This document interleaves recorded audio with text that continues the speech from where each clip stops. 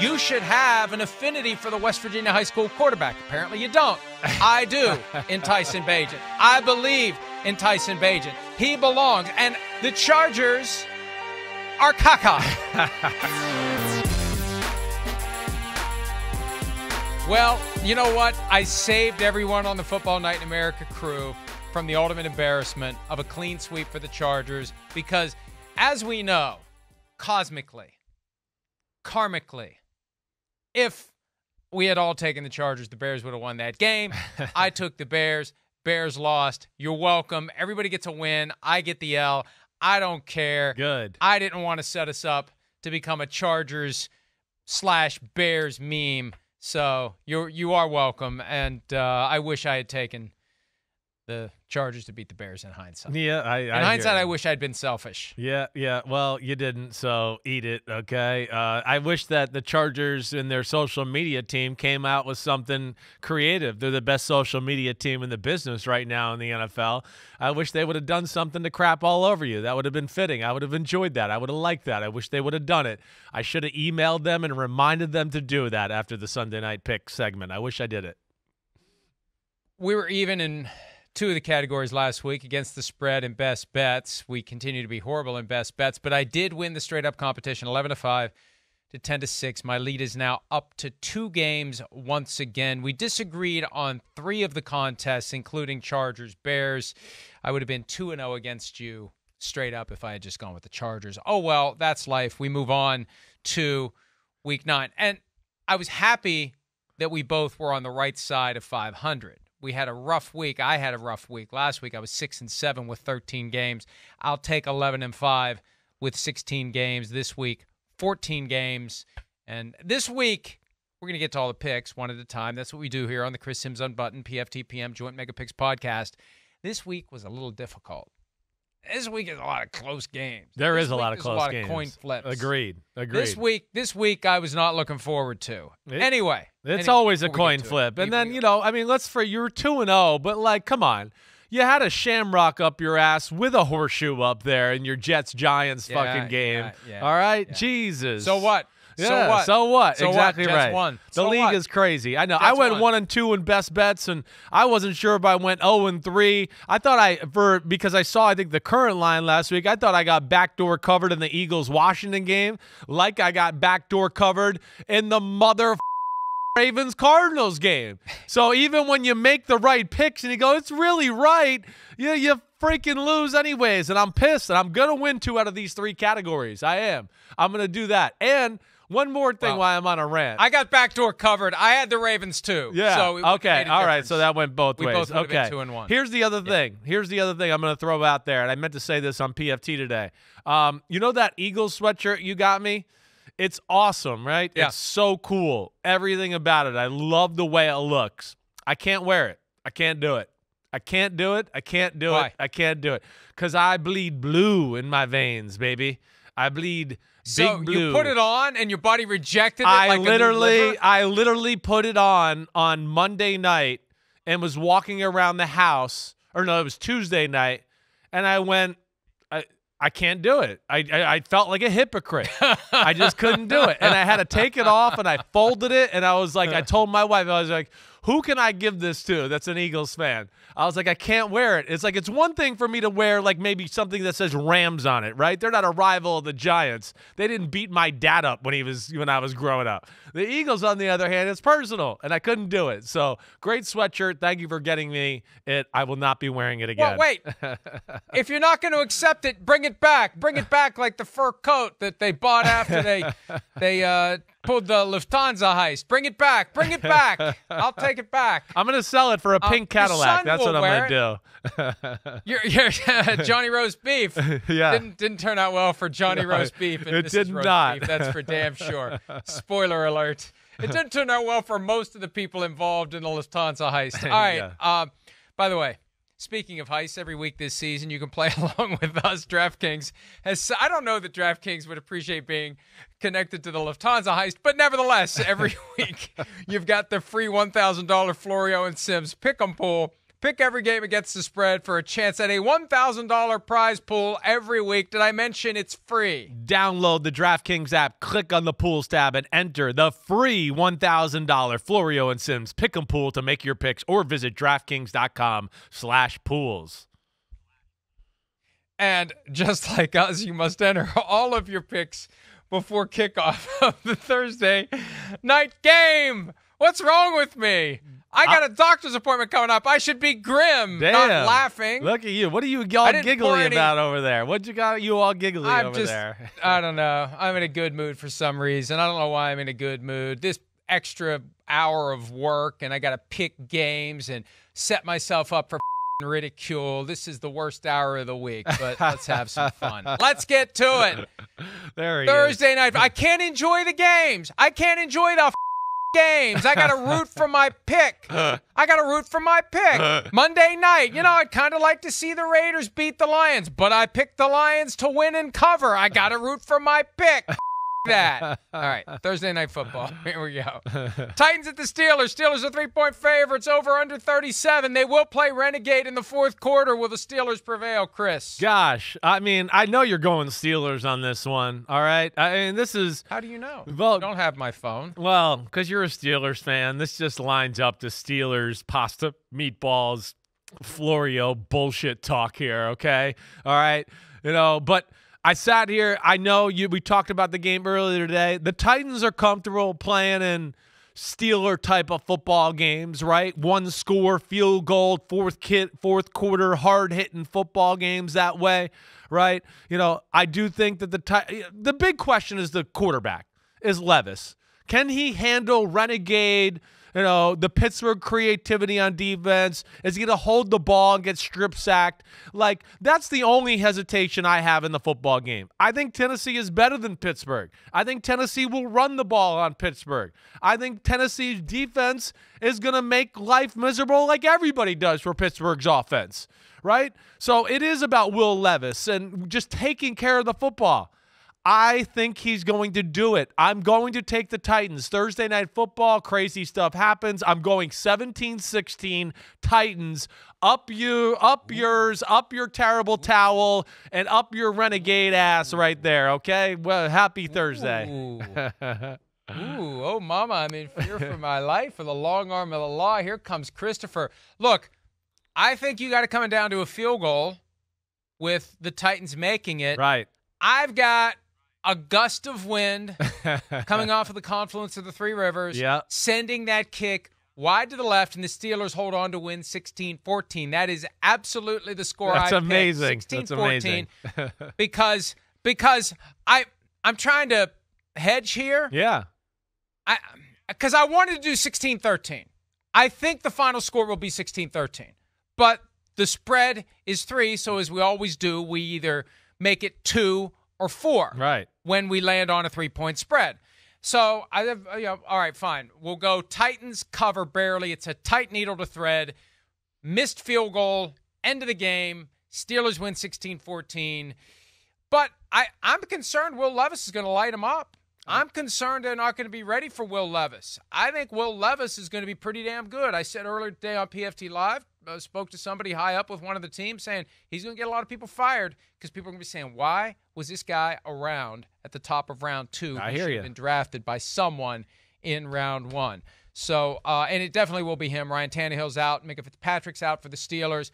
Cameron Hayward is back. He's been out since week 1. TJ Watt never went anywhere. That's the guy that Will Levis is going to have to deal with. But it should be a really good game. It should be an old-school, hard-fought game. I wish it was going to rain or something tonight. I wish the weather tonight was like it was on Sunday for the Jaguars-Steelers game. But as best I can tell, it's going to be cold. Right? I don't think there's going to be any weather involved. That'll look good. All I need is some cold breath coming out. That'll make it look like a Pittsburgh-Tennessee Titans football game, hard-hitting, old-school, like you said. So that's good. It's cold up here in the Northeast. I don't know what it is there right now for you in West Virginia, but when I got in the car this morning, it said 27 degrees, which was the first time it said that in a long, long time. Yeah, it's 35 in Pittsburgh currently, and it's going to be sunny all day. And tonight, it looks like around kickoff, it will be, between 35 and 40 degrees. All right. So weather shouldn't be a factor, but we'll see the steam, coming out of the players' face masks. It's one of those nights. Should be a great game. Yeah. All right, let's get to Sunday. And Sunday morning, you better get up early for this one. I can understand if you don't get up early for some of the other early morning games. This is the one. Of all the games the NFL has sent to other countries, this is the one to not miss. NFL Network only. Dolphins versus the Chiefs in Germany, in Frankfurt. 1.5 points is the spread for the Chiefs, the over-under of 50.5. That's the highest of the week. You're welcome, Germany. You're getting a great game. Who wins this one, Chris, and why? Well, it's a great matchup, right? I think, hey, Vic Fangio, in Denver, right? Worked with the Eagles last year. I think has a pretty good understanding of how Kansas City operates there, right? So that should be a tough challenge, I think, for the Chiefs offense. I don't know, I guess in my heart of hearts, I know the Chiefs offense is good. I'm still not sure how good. I'm not. I think the thing that you got to look at with the Chiefs, and yeah, they played 8 games, is they've had a pretty favorable schedule. And I kind of feel that way about their offense and their defense. Listen, we know they're good. That's undeniable. But just how good, I think is still, I'm waffling in that department. The defense, one of the top 5 defenses in football. But, again, you look at their schedule and you go, well, what offense have they really had to play that's scary? Your Vikings offense is probably the best offense they played all year, right? And they're not even good at running the football. Maybe they catch Jaguars early in the year there. But so I guess I have questions is what I'm saying, still in that department. And what scares me about the Chiefs defense matching up against the Dolphins offense is how much man-to-man the Chiefs play. The Chiefs are aggressive. They call your bluff. I think this is a tough team to play man-to-man too much against because of all the motions and the things they do shifting-wise. It just causes too much chaos to be playing man-to-man all the time there. So I worry about the Chiefs in that aspect. Yeah, I'm still questioning the overall greatness of the Chiefs offense. Mahomes was horrible last week. That was the worst game he's played in a long time. And I worry that, yes, he'll be a bounce-back week, and he might light the Dolphins up a little bit. But I'm going with the Dolphins here in this one. I'm going to go Dolphins 28-24. Fun game, lots of big plays, but they pull it off in Germany. Ooh, baby. This one, same idea. But the Chiefs get a late touchdown from Mahomes to Travis Kelce to make the final score 31-28. This was the key for me. I thought back to last year after Peter King attended the Buccaneers-Seahawks game that was played in Germany. He said it felt like a conference championship game, that was the attitude, that was the vibe, that was the feeling in the stadium. Well, the Chiefs know a thing or two about conference championship games. Sure. They've hosted every one of them since 2018 in the AFC. The Dolphins haven't been there. This may be too big of a stage for the Dolphins. This may be too big of a game. They might not be ready for how this one is going to feel. For the Chiefs, it's going to bring back memories. It's going to be old hat. They got embarrassed last week. You don't think that was a wake-up call for the Kansas City Chiefs? You don't think Patrick Mahomes took that personally? You don't think he's determined to stick it to anyone they play this week, especially Tyreek Hill, who got out and said all that stuff? Initially he didn't say anything. And then he goes on his podcast and he talks about how Tua is the most accurate quarterback in the NFL, and he's taking these slaps at Patrick Mahomes, and Mahomes takes it in stride. You know he's writing it down like Ryan Howard with the goatee when he got fired by corporate and prosecuted and was back being an intern at Dunder Mifflin. He was keeping a list of everyone who wronged him so when he's back on top, he can get him again. Mahomes is going to be back on top. Mahomes and the Chiefs are going to get it done. The atmosphere is conducive to the Chiefs winning. The Dolphins, when we've seen the Dolphins get out of their environment, their natural habitat in South Florida, and have to play a good team away from home, what's happened? Yeah. They've lost. Yeah. They have to play a good team a long way from home. The Chiefs are going to be ready for this. Chiefs win 31-28. I'm glad you picked the Dolphins. Good. I'm glad too. Listen, what you said there, that definitely scares me. There's no doubt. This will be kind of the I think one of the big tests in going, wait, okay, so the Dolphins are going to be one of those teams that beats the teams they're supposed to beat, but they can't beat any of the teams that are equal to them or maybe a little bit better than them, right? because their schedule too. It's been favorable. And the Bills and the Eagles were the two games where you went, well, those teams are every bit as good as them, if not better. Can they beat those teams? And of course, it didn't look good. So I hear you there. It's a big test for Miami. I kind of played it as more of like they're going to be motivated to kind of finally show, like, I don't know, we're better than what we showed in those two games that we lost this year. We'll see. It's got a lot of intriguing matchups across the board in this one. We'll see how that goes. One of the things I want to double check too, Xavier Howard, where he's at, that's going to be an interesting thing too, whether he can play. We haven't seen him play in a few weeks. Him with Jalen Ramsey, across on the other side of the field is certainly going to change that defense. Yeah, and I haven't seen the injury report from yesterday, but obviously there's a question mark as to whether or not Howard he was will be limited. available, and it's one of those we're going to have to track and watch as we get all the way towards Sunday morning. But don't miss that one. Get to bed early Saturday night. When's the night that we have an extra hour to sleep? It's Saturday night. Is it next week? When no, is it's that? this week. Is it's it this this Saturday week? night? Yeah, right. Then get your ass to bed early so you're up in time to watch at 9:30 a.m. Eastern the Dolphins and the Chiefs. Dolphins are already over there. Chiefs Eastern. are leaving today. Dolphins are a little more accustomed to Deutschland. Acclamation. We'll see. Acclamation. Right. All right. Vikings at the Falcons. Falcons favored by 4.5. Wouldn't have been that way if Cousins hadn't suffered the torn Achilles tendon on Sunday. Over-under of 37.5. It's Taylor Heineke against Jaron Hall with Josh Dobbs in a supportive role, whatever that means. Chris, I have a feeling we're going to go 3 for 3 when it comes to disagreeing on games. Oh, well, damn, yeah, because I ain't picking the Vikings. I can tell you that much, all right? There's Slugger. That's not happening. Yeah, I think Heineke's going to be a boost for the Atlanta Falcons football team. I do. I think it's going to finally open up the field for the Atlanta offense a little bit, and you're going to get to start to see the running game of Atlanta finally be what it's capable of, because teams aren't going to be able to just go, well, they can't throw the ball, Ritter's all over the place, we'll just stop the run. I think it's going to open that up. I have so much respect for everything in Minnesota. I really do. Kevin O'Connell, Brian Flores, all that. I just don't know if I trust the quarterback situation quite yet. I don't doubt that they might be able to make Hall look respectable as this year goes along and really, be competitive still to a degree, right? But I got to see it first before I'm going to pick them in a football game. Falcons, I think, bounce back this week. I think get a little bit of an energy boost from the quarterback switch. I'm going to take them 24-13. As you might recall, back when the Vikings were looking for a replacement to Mike Zimmer, I was all in on the idea of Chris's good friend Jim Harbaugh being hired in Minnesota. I thought he could come in and make an impact right away, as he did in San Francisco.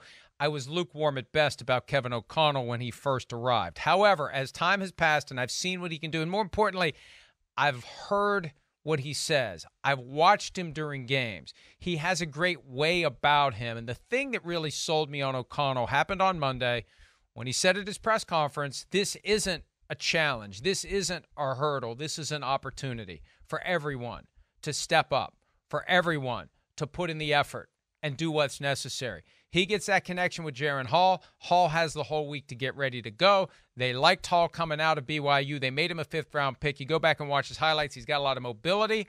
He's gutsy. He's not very tall, but you reconfigure the offense a little bit, and who knows? And I look at that defense. The defense has been forgotten in all this. As you've said, Chris, regardless of what their record is this year, they're better than they were last year defensively.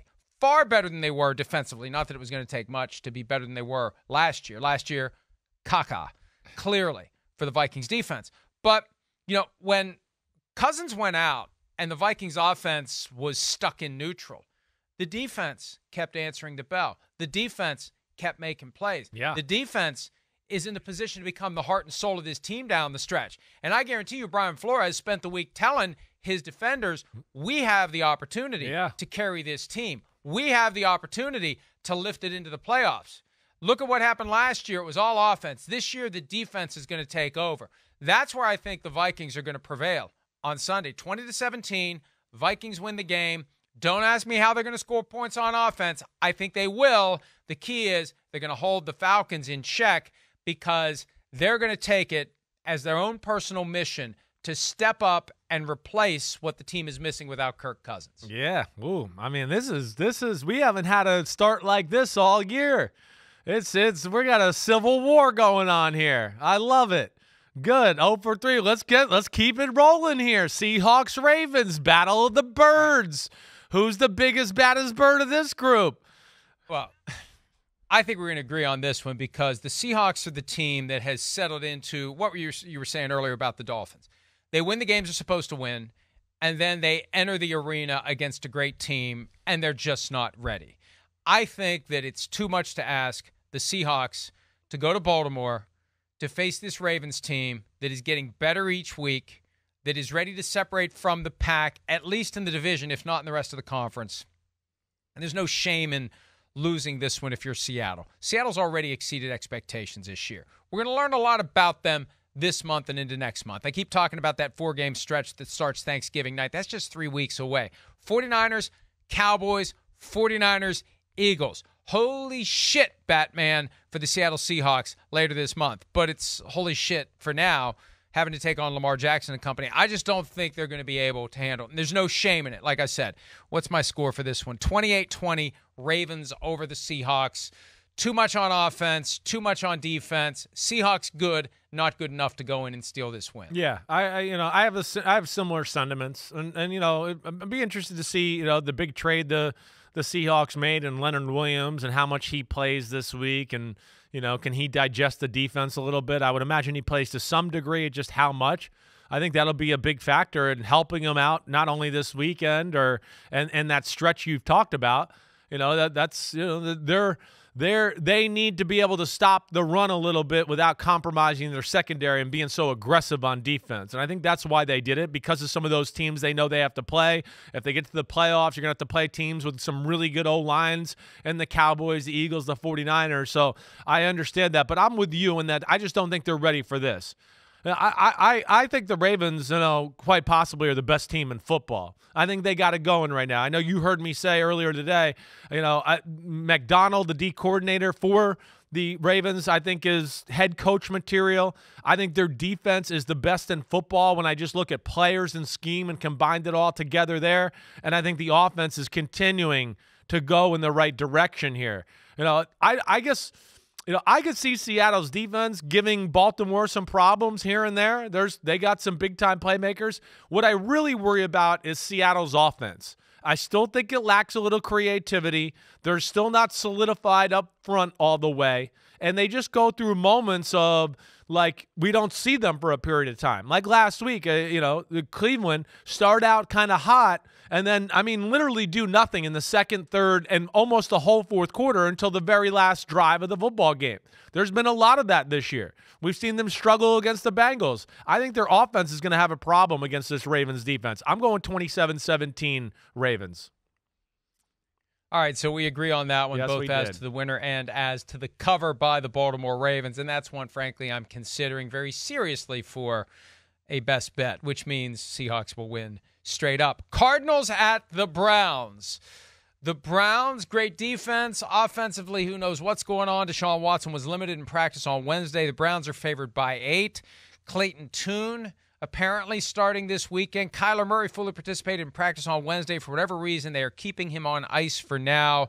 Browns, again, favored by 8, over-under of 37.5. Chris, do the Browns get their 5th win of the season? The Browns are impressive. They let one sneak away last week. They did. They should have beat Seattle. I think they outplayed them, and they kind of messed the game up with their offense. That's something that they need to be a little bit more aware of. When you have a defense like that, it really should be like, hey, offense, just let's not the game up. That's goal number 1. And, with the late interception and then the early strip sack fumble early in the game, those are 2 things that gave the Seahawks 14 points, where you go, their defense was fine all day. You'd stop messing it up with their defense. I think it's a tough spot for the Cardinals. On the road, cold, windy day, Cleveland, Ohio, by the lake, rookie quarterback against this defense. Are you kidding me? I don't see a lot of – I got respect for what the Cardinals are doing. I think their defense will probably give the Browns some issues there. But all in all, I just don't think the Cardinals offense is going to be able to do anything here. And so I'm going Browns 21-9 in this one. I got 24-17. I think the Cardinals will do a little bit, but you know what? I'm being too favorable. Let me go 24-13 Browns. I'll take 4 points off the board for the Cardinals, and even that may be too much. The Browns need to win games like this if they want to be competitive. Yep. They can't fall down against a team like the Cardinals or they're done. This is a disqualifying game if they lose it. They don't get considered for the playoffs. They don't get taken seriously if they lose at home to the Arizona Cardinals at a time when the Browns really need to get a win. So we agree on this one as well. We both have the Browns covering. We both have the Browns winning, and we move on to the Rams at the Packers. Not long ago, playoff game, Matthew Stafford. Before that, Jared Goff, Aaron Rodgers, yada, yada. Stafford likely won't be playing with that thumb injury. Jordan Love, not yet proving himself to be worthy of being the next standard bearer behind Brett Favre and Aaron Rodgers. But the Packers are still favored by 3.5 in this one. That tells you what the odds makers think about Brett Rippon. 38.5 over under. Chris, who do you got? Yeah, I don't.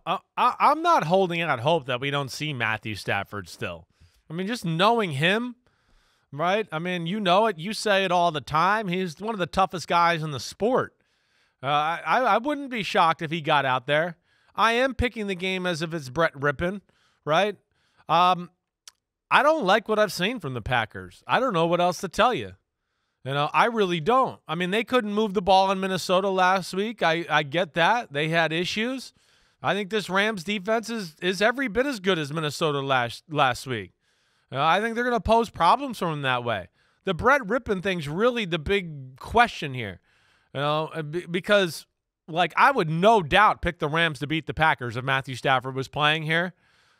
I'm still going to ride with them. I'm going to play that they manage Brett Rippon and that he's played enough football and he's comfortable enough in that system where they can win an ugly defensive struggle type of football game. I just got no faith in the Packers and what's working there right now. I don't. And I do think this Rams defense is damn good. I do think the Rams will be able to run the ball on the Packers a little bit, which could make life easier on Brett Rippon. I'm going to go 17-14 Rams. I've got, and let's see, I closed it. Now I'm going to open. I got 21-17 Packers. I think that this is just one of those all hands on deck, red alert moments. The Packers have to win this game. Otherwise, the whole season is going to be a disaster. They're playing a backup quarterback who is overmatched, frankly. If they can't pull it together and win this one, it's a pride game for the Packers. Matt LaFleur will be beside himself, even more than he was beside himself at halftime of that Thursday night game a few weeks back when they were getting stomped by the Lions. This is one they have to win. This is one they need to get the most out of Jordan Love. This is one at home. They just can't have this. It can't happen. Also, we've got the LaFleur brothers' latest crossing of paths, right, with Matt obviously coaching the Packers and Mike, the offensive coordinator now of the Rams. Last year it was Mike when he was with the Jets. They came in to Green Bay, and the Jets won that game. I just don't see Mike stealing another one from Matt. 21-17 Packers. All right, Buccaneers at the Texans. Buccaneers a little extra time to get ready. Texans favored by 2.5 at home. Over-under is 40. Texans are a weird team. Yeah. They lose when they should win. They win when they should lose. What the hell's going on with them? The Bucs, I think, have more potential than their record would suggest. Who do you like in this one? Yeah, this is a coin flip type of football game, right? And, one thing I'm mad that I didn't kind of talk about last week in that football game was like Vita Vea, him not playing, him not being healthy, right? He didn't participate again. The Bucs are a different defense when he's not there.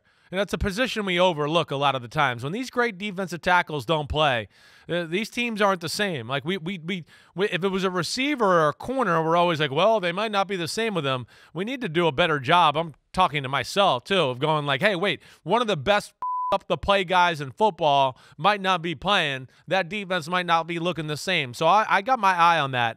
This is a tough one to pick, right? I think ultimately where I'm going here is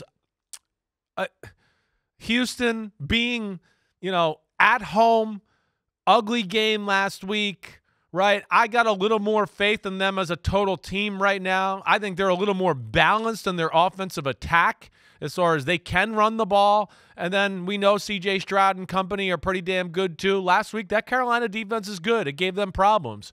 But the other thing is, with the Bucs, I'm just like, the Bucs can't run the ball, and I don't think they're built enough and creative enough in the pass game with Dave Canales' OC that they're going to tear anybody up with their pass game. I'm going to go with the Texans 20-17. I don't feel comfortable about it, but they're at home, and I think they bounce back this week. I remember last week when the Rams were getting ready to play the Cowboys, and you picked the Rams to cover in that game, and one of the factors we both were considering is this idea of Matthew Stafford coming back home to Texas. And there's an extra little something, especially when you're a Texas guy. It means a lot to be a Texas high school quarterback. There's a little extra to it. You played college football there. You got a flavor of what it's like. That's right. You know how that whole thing goes, that Texas quarterback It's fraternity. the way of life well, down this there. week, Baker Yeah. Mayfield's coming back to Texas this week. And I don't think Baker Mayfield gets the credit he deserves for what he's done this year. I think he was spectacular last Thursday night against the Bills. I mean, he tried to will that team to victory. If they had 11 Baker Mayfields on offense last night and last Thursday night and 11 Baker Mayfields on defense, the way he was playing, the effort he was giving, they would have won that game easily. He was more impressive to me in defeat last Thursday night than he'd ever been to me in victory. So I think, with a couple extra days, understanding the stakes here, they lose a fourth in a row, and they start slipping out of the conversation in the NFC South. They can still win that division. They're still arguably the best team on paper in that division. This is a gotta-have-it game. Baker Mayfield going back to Texas, 23-20, Buccaneers win, and end this 3-game losing streak and get back into the mix in the NFC South. So we disagree again. Oh, great baby. this ended up being. Woo! It will be even better if Sunday goes, you know what will happen? However many we disagree on, it's going to be 6-1. No, but it's not going to happen this week. I'm going to dominate this Okay. one. Sorry, Okay. that's not happening. All right. Commanders at the Patriots. The Patriots, how are the Patriots favored at home? Well, they're playing the Commanders, who apparently have folded the tents on this year as they prepare to scrap the current operation, and Josh Harris, the new owner, goes in and hires everyone from all key positions to move forward. Patriots again favored by 3, over under 40.5. Who do you got, Chris? Yeah, I mean, even with the trades, Washington has still got talent on the football field. I said this yesterday a little bit on my podcast, Mike. It's over for Ron Rivera. I almost feel like for him, he should just quit and be like, it's over. I know you guys are going to fire me. It's done. When you trade away Montez Sweat and Chase Young, it's over. They're telling you it's over. So, I feel like that in itself is a big letdown for the Commanders football team. That kind of speaks to the locker room and the whole organization about where they are right now. Now, their offense has still got some playmakers. We know that, right? But damn, I don't know. The Patriots defense is still good enough. I think they understand they understand Eric Bieniemy's offense. And then this is the Commanders defense is not very good. This is the kind of defense that I think Mac Jones and the Patriots will have a balanced attack on and be able to move the ball and have some points. I'm going to take the Patriots to win 24-20. Wow. It was time. We were overdue. 24-20. Same score I have. This is one that the Patriots, who are the worst team right now in the AFC, this is one that if they can't win this, they may not win another one at all. They're getting the Commanders at a time when everything is feeling kind of wobbly. And, the players are saying all the right things because they still want to go out and win. They want to go out and play for pride, but they're hamstrung now without Montez Sweat and Chase Young both gone like that on Tuesday. And I think it's just a matter of time before Rivera is fired and Eric Bieniemy gets a chance to audition for the job next year. Why not let him be a head coach for 4, 5, 6 games just to see, just to evaluate what kind of a coach he could be, gives the ownership something to think about as they move forward with a new coach in 24. I think that's coming, and it's probably coming sooner than later, especially if, as we both believe, the Patriots win 24-20. All right, the last game in the 1 o'clock window. Bears at the Saints. Saints favored by 8.5 with an over-under of 41. The Saints surprised us both by going to Indy and winning. The Bears did not look very good on Sunday night against the Chargers. Biggest spread of the week at 8.5 points. Chris, who do you got? Yeah, I'm taking the Saints. I am. The 8.5 is a little much for me, though. I will say that. I do think the Bears are going to be able to run the ball on the Saints a little. I do. The other thing, too, is the Bears, they're going to make Derek Carr in the pass game beat them. They've kind of gone like, hey, we're not that good. We're not going to let you run the ball on us, and we're just going to play man-to-man every play, and we're going to make you make throws into kind of tight man-to-man coverage. And as we know, Derek Carr and some of those, he can be a little gun-shy at times, pulling the trigger into some tight windows and things like that. All right, so I think the Bears are going to hang around and make this a little more interesting than we probably all expect. I'm taking the Saints to win, but I'm not going to take them to cover 24-17. Yeah, I'll go 28-21 Saints. I think that the Bears aren't as bad as the team we saw on Sunday night. The game got away from them early. That's started right. with the Darnell Mooney catch, and he wasn't down, and all that weirdness. Now, I know they had the issue this week with the running backs coach leaving abruptly, but I think that they'll keep it close. The Saints, if they don't win this one, it's just like if the Browns can't beat the Cardinals at home, the Browns aren't to be taken seriously. If the Saints can't beat the Bears at home right now, the Saints are not to be taken seriously. The Saints, I think, win, and I don't think they cover. I'm with you. So that's it for the 1 o'clock games and the Thursday night game and the early Sunday game. We take a break when we return. The late afternoon games headlined by the first of 2 games this year between the Cowboys and the Eagles. More PFTPM and Chris Simms Unbuttoned right after this. Do not forget, on DraftKings Sportsbook this season, new customers can bet $5 and pocket $200 in bonus bets instantly. All customers can get a no-sweat same-game parlay every single day. Download the app and use the promo code PFTLive when you sign up. DraftKings Sportsbook, the crown is yours. The crown is yours. All right, Sunday afternoon, Colts at Panthers. Good thing they aren't playing this at 1 o'clock. No one would pay attention to it at 1. Guess what? No one's paying attention to it at 4 either. The Colts favored by 3. The Panthers got the win last week. There were a lot of road favorites last week. The Colts, one of just 2 road favorites this week. Do you like the Panthers to get 2 in a row? Do you like the Colts to turn things around? Over under 44. Chris, who do you got? There's a lot of things here that I could sit there and go, yeah, I could see the Panthers pulling this off. One, I mean, I think highly of this Panthers defense and E.J. Evero, right? I mean, I think Bryce Young and company looked good on the offensive side of the ball last week. It's going on an upward trajectory. The Colts defense is crumbling right in front of our eyes, and everybody's starting to destroy them on a weekly basis. You got Frank Reich, who's going to want to shove it up on the Indianapolis Colts a little bit there too. There's that motivation. That scares me. Having said all that, there's only one reason. I just can't do it. I can't take the Panthers. I'm going to take the Colts, and the biggest reason is this. It's just that the Panthers have not been able to stop the run all year long, right? And maybe if there's a team that's, okay, we can only run the ball and we're not that exotic in the pass game. The Colts can throw the ball too. Shane Steichen is unbelievable. Shane Steichen in the run game is right up there with Shanahan as far as creativity and stuff they do there. And that's where I just think the Carolina Panthers are in trouble. The Colts are on fire running the ball lately. It doesn't matter who it is. So I'm going to go Colts in a close game because I think the Panthers will be motivated because of Frank Reich, but Colts 23-20. Oh, damn, it's a 3-point spread. Yep. So got to go one way or the other. 23-21 Colts. 23-21 Colts. 23-21. All right. All right. Taking the Panthers to cover. Look, I'm going to take the Panthers to win. 16-13.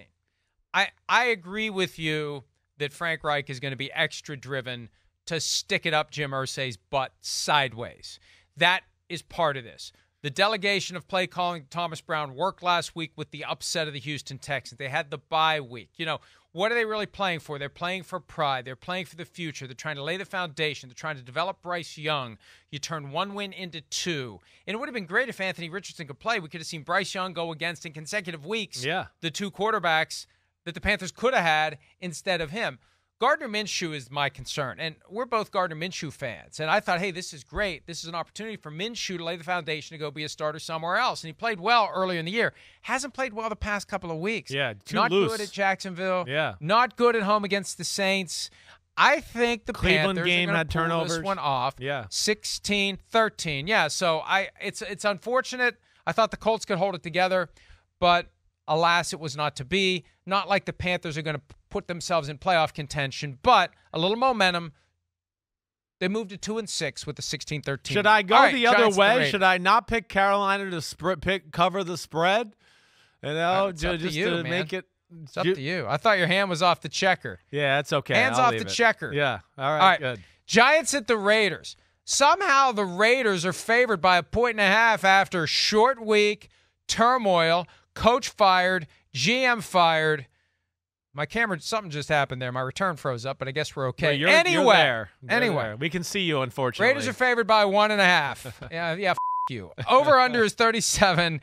Sorry.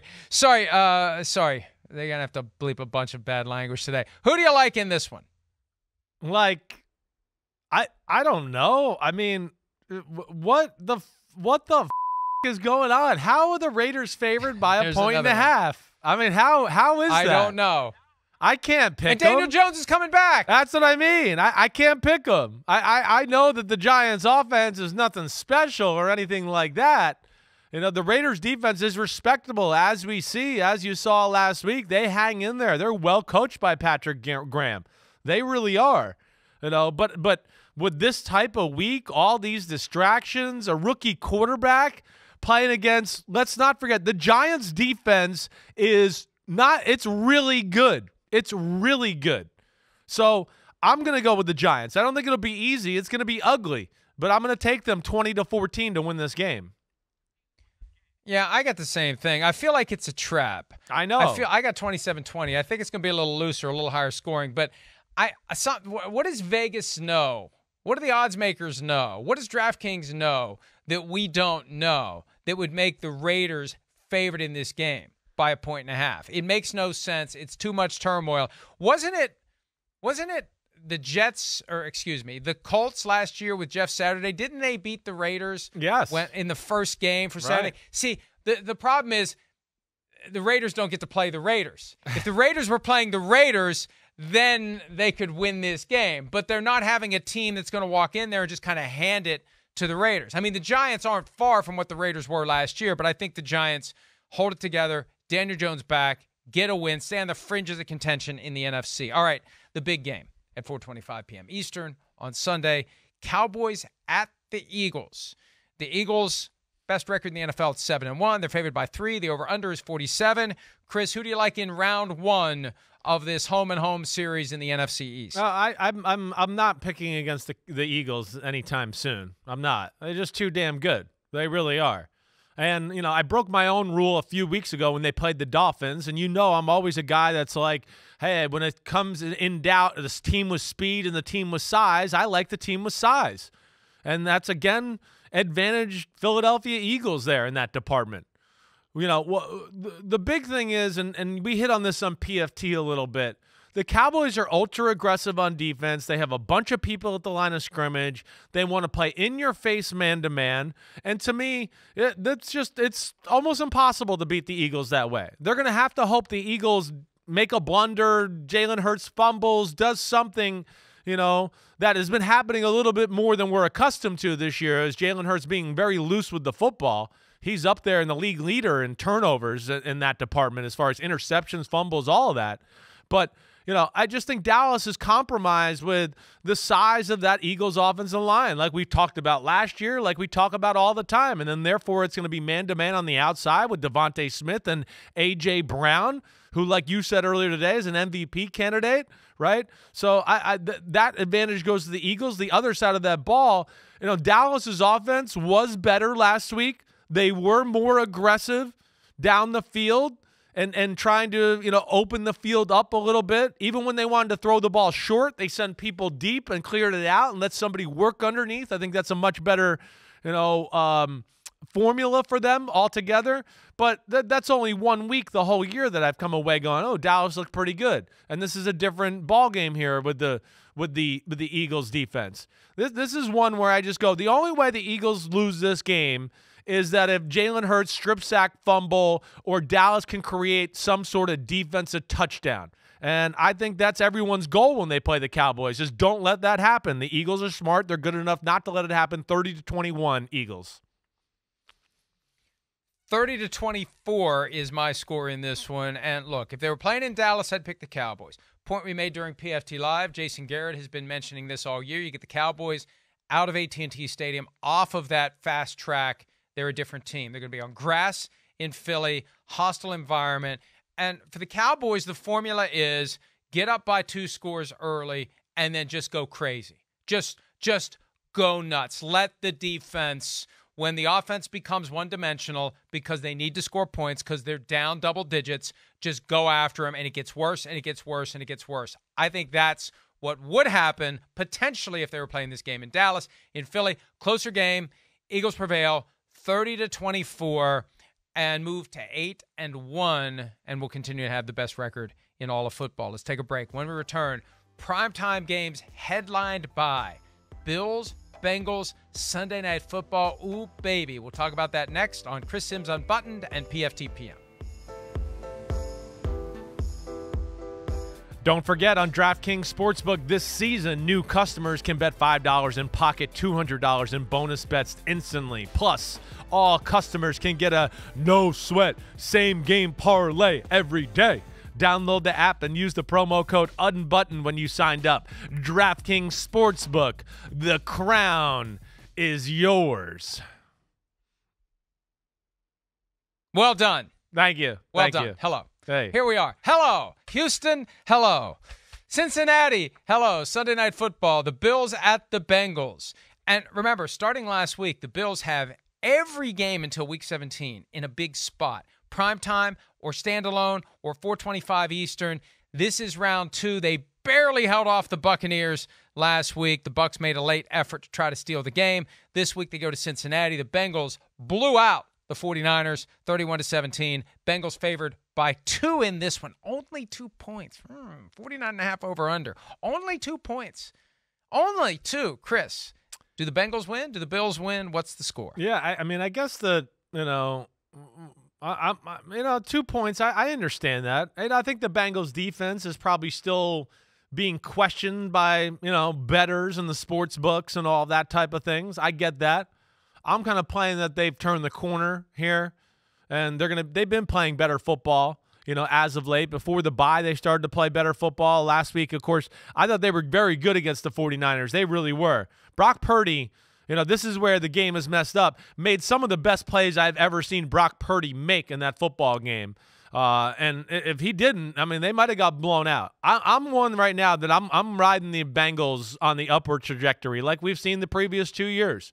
The O-line was great last week. Burrow had time. Burrow's ability to be healthy and run around, those 4 or 5 plays a game that he does that for an offense that, I don't think is exactly schematically overly creative or anything like that. It really helps that out, let alone their offense has grown.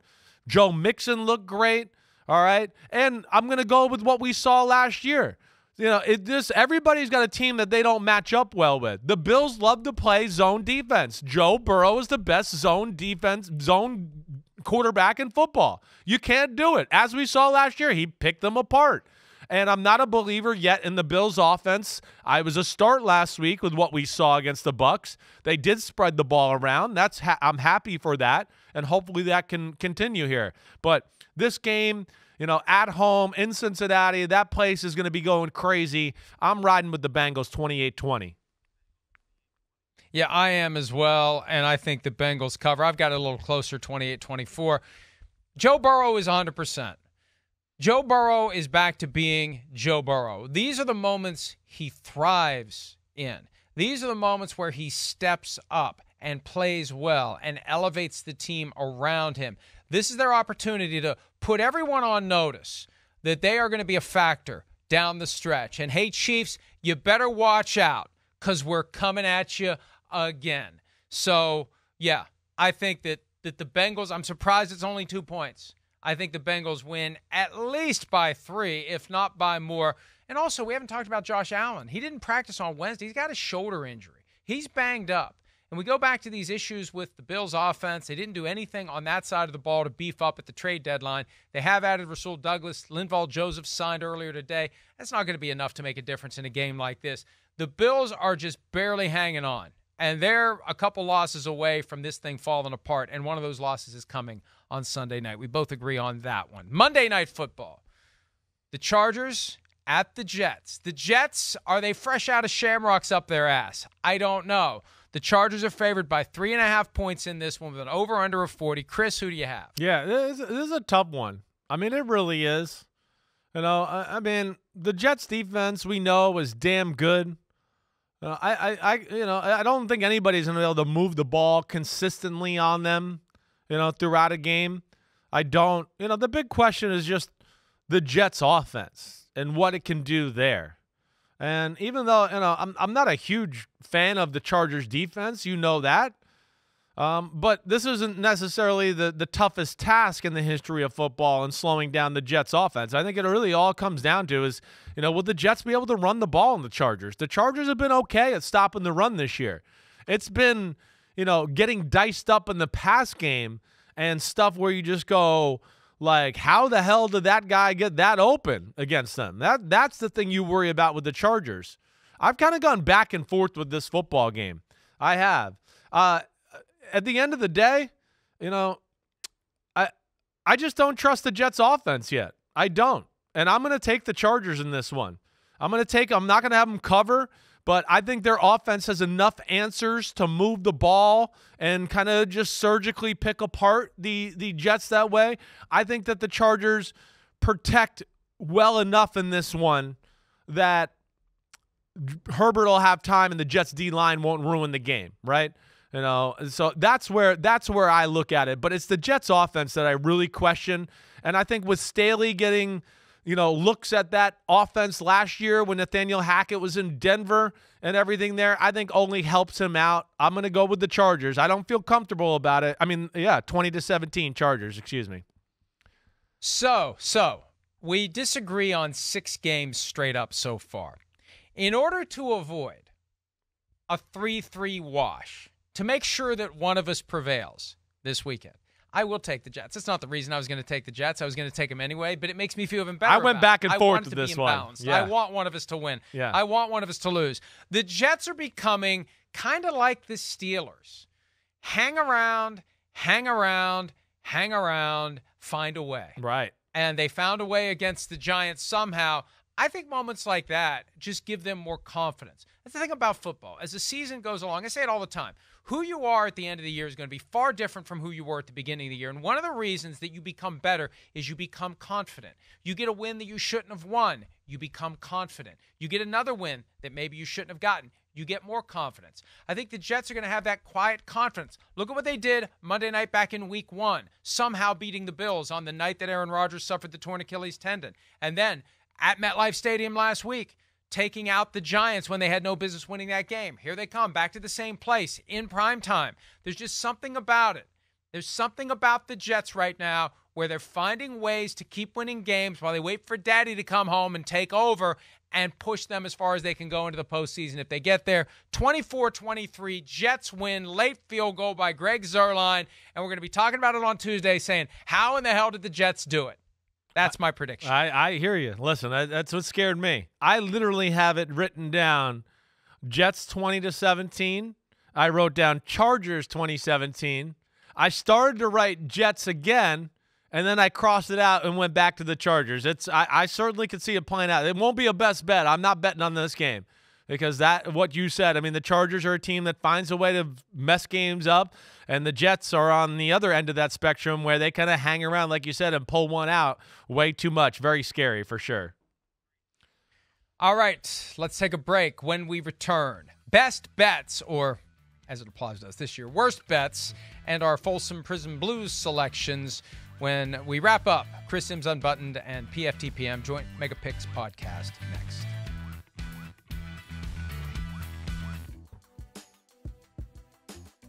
Chris Simms Unbuttoned, PFTPM Joint Mega Picks Podcast. We disagree on 7 games straight up. We only disagree on 3 against the spread. So, time for best bets. We each pick 3. We have been caca so far this year. We try to be uncaca today. Chris, you're up first. No, you're up first. You go first. It's always putting me first. Go ahead. Let me hear. Who's your first one? Oh, I'm trying to be nice. Screw you then. I'll take it first every time.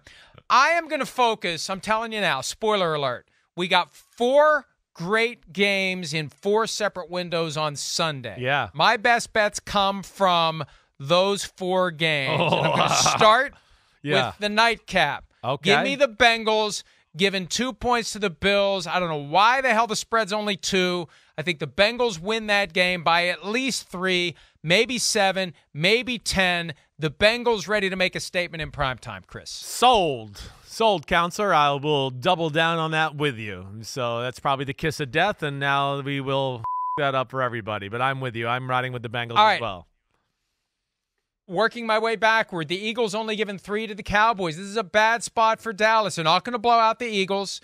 The Eagles are going to keep it close throughout, and they're going to find a way to win. I got 30-24. The Eagles only giving 3. If the Cowboys were at home, I'd feel differently. I like the Eagles to win this one and cover. Damn, I'm going with it. Sold, counselor. I'm going the same way there. I'm with you. I worry a little bit that the Cowboys are so desperate to prove they can beat the Eagles and they run trick plays or whatever else. But I'm with you. I'm going Eagles as well. Now I'm going to go to 9:30 a.m. on Sunday Whoa! morning. The Chiefs favored by only 1.5. Give me the Chiefs. Tyreek Hill going to get a dose from Patrick Mahomes. The Chiefs are going to step up and vindicate themselves for last week's embarrassment in Denver. Damn. Chiefs win the game and cover. That's a gutsy pick right there. I can't do that. I did think about Seahawks-Ravens because I do like the Ravens. 6 points is a lot. I don't feel good in it. So you know what I'm going to do?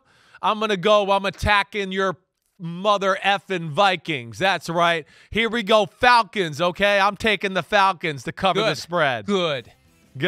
All right, Folsom Prison Blues. Give me the Saints over the Bears. I'm Browns over Cardinals. See you next time. See ya. Screw Florio. Root against them. Yo, what up, homies? Thanks for watching. Remember, subscribe to Chris Simms Unbuttoned. Right now, we got Sunday pod, right? So you can have it Monday morning. We recap all the action. Wednesday, it's the What the F Happened podcast. We're going to get deep in the weeds on the key matchups of the week. And then Thursday, I'm picking games with that jerk Florio. So you know where to find us, homies. Keep watching. Peace out. We'll see you.